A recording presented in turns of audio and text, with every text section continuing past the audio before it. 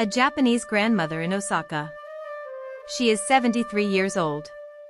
Every afternoon at 3:30, her 7-year-old granddaughter walks through her door, drops her school bag, and sits down at a low wooden table. The grandmother places a small bowl of warm food in front of her. No screens. No homework demands. No schedule. For the next 90 minutes, they do what they have done every day for 3 years. They talk. They cook something small together. Sometimes they sit in the garden and the grandmother names the plants. Sometimes the grandmother tells a story about a person who no longer exists. Sometimes they do nothing at all. In Western culture, we would call this aftercare. We would call it convenience. We would see an elderly woman helping a busy family manage their schedule. Japanese developmental researchers see something entirely different. They see one of the most neurologically sophisticated interventions in a child's development that human culture has ever quietly produced. And they have the data to prove it. Stay with me. Because what happens in that 90 minutes between a Japanese grandmother and her grandchild is not incidental. It is not accidental. And by the end of this video, you will understand exactly why pediatricians are only now beginning to recommend what Japanese families have practiced for centuries. Let's start with a number that stopped me when I first encountered it. In Japan, approximately 60% of grandparents are actively involved in the daily care of their grandchildren. Not occasional visits. Not holiday gatherings. Daily, consistent, present involvement. Japan has one of the highest rates of multigenerational active childcare participation in the developed world. And this is not simply a cultural tradition persisting by inertia. It is a deliberate, values-driven choice made by Japanese families who understand something about child development that most Western parenting culture has completely overlooked. The developing child needs more than one attachment relationship. This is the finding that is slowly, quietly reshaping pediatric developmental psychology. For decades, Western child development theory was built almost entirely around the primary caregiver, typically the mother, as the central, dominant figure in a child's attachment world. John Bowlby's foundational attachment theory, brilliant and transformative as it was interpreted by subsequent generations of researchers and practitioners in a way that inadvertently narrowed the attachment landscape. One primary bond. Everything else secondary. Japanese family culture never accepted this narrowing. And the children raised within it show the results. Researchers at Kyoto University studying multigenerational attachment in Japanese children found something remarkable. Children who had consistent, daily relationships with at least one grandparent showed measurably stronger emotional regulation, significantly higher scores on empathy assessments, and a quality of narrative ability, the capacity to understand and tell complex stories about human experience, that was consistently higher than children raised in nuclear family structures without grandparent involvement. Not marginally higher. Consistently, significantly higher. And here is why. A grandparent offers something that even the most devoted, present, psychologically sophisticated parent cannot fully provide. They offer a different kind of time. Parental time with children, however loving, is almost always structured around the demands of the present. Feeding. Schooling. Scheduling. Preparing. Even the most intentional parent is operating within a context of responsibility and forward momentum that shapes every interaction. The parent is always, at some level, preparing the child for what comes next. A grandparent has no next. Or rather, their relationship with next is entirely different. They have already lived the long arc of a life. They know, in a way that parents in their 30s cannot yet know, that most of what feels urgent is not. That most of what feels permanent is not. That the child sitting across from them at the low wooden table is not a project to be completed but a person to be known. That quality of attention, unhurried, non-instrumental, genuinely present, does something to a child's developing nervous system that researchers are only now beginning to measure and name. The second thing Japanese grandparents provide is something that has no equivalent in any curriculum, any therapy, or any parenting book.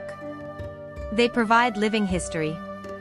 In Japanese culture, the relationship between grandparents and grandchildren is understood as one of the primary vehicles through which wisdom, story, and cultural memory move across generations.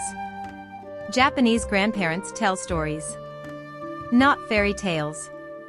Not abstract moral fables. Real stories about real people who faced real difficulties and made real choices.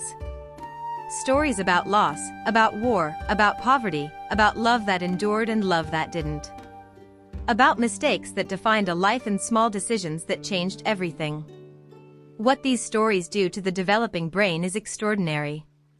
Researchers studying narrative cognition in children have found that children who are regularly exposed to complex, emotionally layered family stories, what psychologists call the family narrative, develop significantly stronger theory of mind.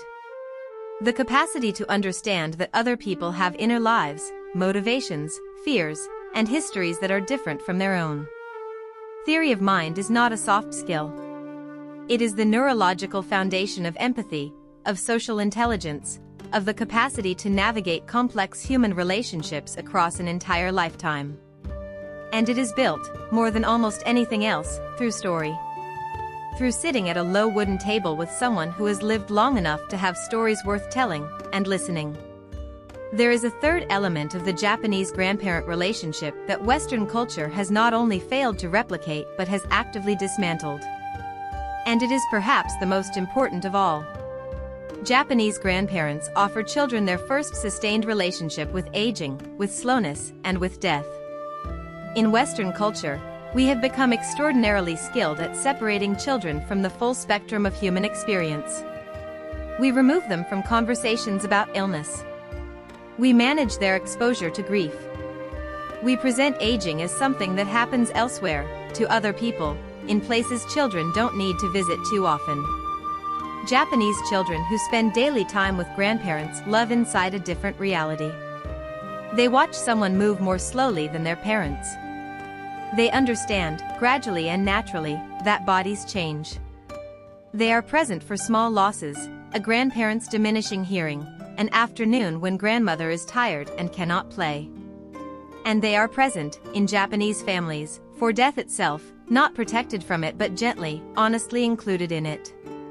What this produces neurologically and psychologically is a quality that researchers call mortality salience integration, the healthy, non-anxious incorporation of impermanence into a child's understanding of what life is. Children who develop this integration early show significantly lower rates of existential anxiety in adolescence and adulthood. They are less afraid of failure because they have a more accurate understanding of scale. They are more capable of genuine gratitude because they understand, at a level below language, that things end. A child who has held a grandmother's hand through a difficult afternoon knows something that cannot be taught in a classroom. That love and loss are the same territory. That presence is its own complete gift. That the person in front of you will not always be there.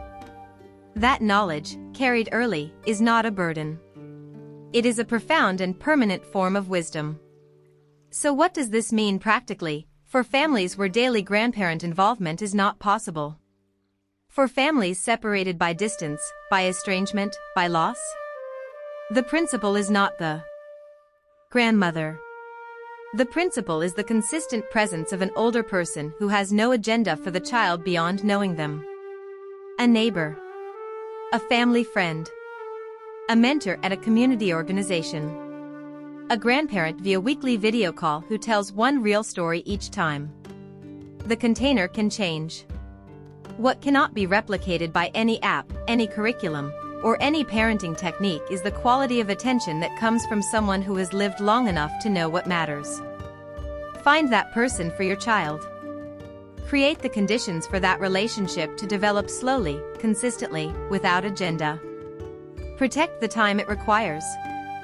And trust that what is being built in those quiet afternoons, at a low wooden table, over a small bowl of warm food, in the unhurried company of someone who has already lived the long arc, is something that will shape your child's brain, their empathy, their wisdom, and their understanding of what it means to be human for the rest of their life.